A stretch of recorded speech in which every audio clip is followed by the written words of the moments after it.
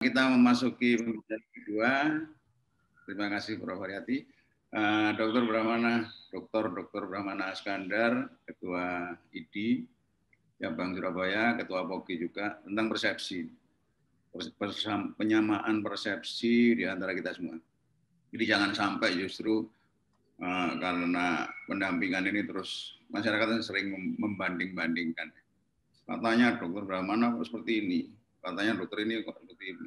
Apalagi kalau terus dikomentari, wah ngawur itu dokter itu hati-hati. Ini yang mungkin Dr. Brahmana bisa menyampaikan. Silakan Dr. Brahmana. Ya, Assalamualaikum warahmatullahi wabarakatuh. Yang terhormat Prof. Budi Santoso, yang terhormat para guru besar dan sejawat semua. Saya izin share screen Dr. Pujo. Ya. Jadi topik ini adalah topik non medis yang untuk saya ini karena tanggung jawab keluar itu adalah ID Surabaya dan saya sebagai Ketua ID Surabaya. Jadi nanti nama-nama yang ada di sini itu kita akan laporkan ke Dinas Kesehatan, hanya sekedar laporan. Jadi nanti kita akan menyusun nama-nama dokter yang berkenan menjadi tempat konsultasi. Saya sudah berkomunikasi dengan Dinas Kesehatan dan terima kasih kita banyak koordinasi melalui Bu Wadek 3 Dr. Sulis dengan FK UNER. Kemudian saya juga sudah dengan Dinas Kesehatan. Jadi pada intinya Dinas Kesehatan setuju, nanti kita laporkan sebagai dokter, ya boleh dikata pendamping dan lain-lain. Nah, ini sebetulnya latar belakangnya itu warga Surabaya itu perlu tempat bertanya tentang COVID. Kok bisa demikian?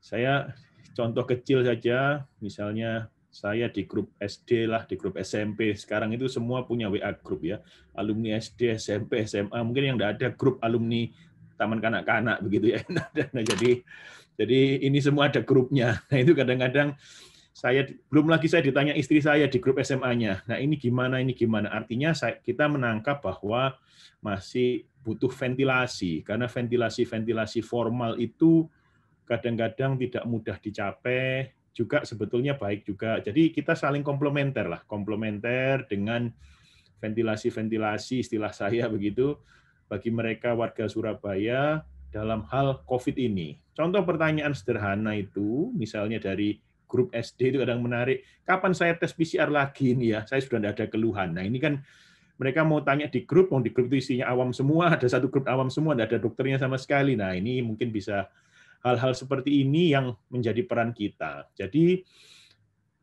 yang kita ini program dengan FK UNER itu terlalu berat kalau disebut pendamping menurut kami, karena pendamping itu sudah ada dari khususnya Kota Surabaya itu puskesmas itu sudah buka 24 jam dan mereka mendata warganya.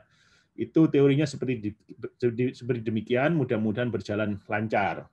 Nah, kita itu lebih banyak sebagai tempat konsultasi ketika warga itu bertanya. Jadi kalau pendamping itu kita harus ngecek setiap hari kondisi pasien itu. Nah, itu tugas puskesmas itu. Bagaimana kondisi saat ini, gimana, dan lain-lain. Tetapi kita tempat bertanya secara sederhana demikian. Jadi kita menyamakan persepsi.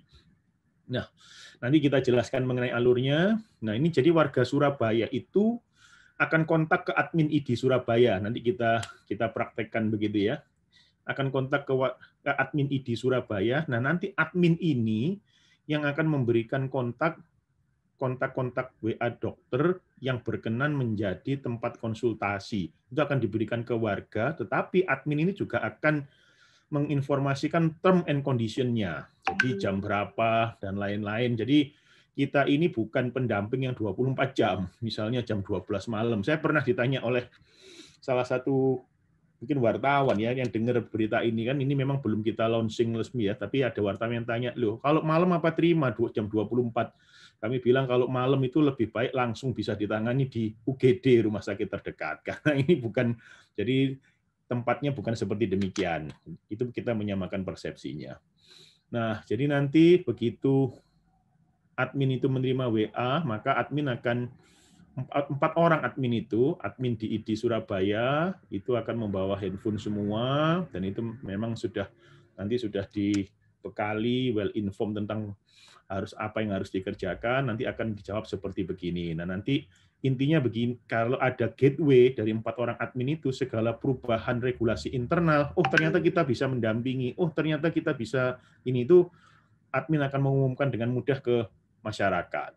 Nah ini contoh, saya izin share screen yang, nah ini, jadi nanti yang diterima oleh masyarakat itu seperti ini. Nanti saya tinggal ngeklik ya, misalnya saya ngeklik salah satu ya, ngeklik misalnya yang paling atas saja saya klik begini, itu langsung nyambung ke grup WA. Nah itu nanti langsung ke Mas Odi nih. Mas Odi, saya nyatetnya sebagai Mas Odi Sekretariat ID. Nanti Mas Odi, pasiennya akan tanya ke Mas Odi, saya ada keluhan gini, nanti Mas Odi akan melihat dari list dokter siapa yang kira-kira mungkin berdasarkan pemerataan, mungkin berdasarkan ekspertis, dan nanti semuanya ini sebetulnya akan di bawah kendali yang di Surabaya itu di bawah kendali Dokter Musofa. Kebetulan Dokter Musofa hari ini masih tidak enak badan, masih istirahat, sehingga 2 hari ini kita handle acaranya. Tapi nanti Dokter Musofa akan mengawal semua acara ini, termasuk bila ada pertanyaan yang kita tidak bisa jawab, misalnya WA ke saya, kemudian tidak bisa jawab, maka